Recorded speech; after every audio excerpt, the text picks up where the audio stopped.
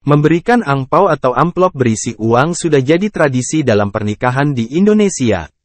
Namun tamu undangan yang satu ini agak berbeda. Salah satu tamu undangan bukannya memberikan amplop berisi uang, tapi selembar kertas fotokopian uang Rp50.000. Kejadian itu diunggah oleh akun TikTok Nuria Razis, saat merekam momen dia sedang membuka dan mencatat uang yang ada di amplop, usai menggelar acara pernikahan. Hidup lagi capek-capeknya tiba-tiba ada yang ngasih uang fotokopian kertas mana gede banget lagi, tulis keterangan video Nuria Razis.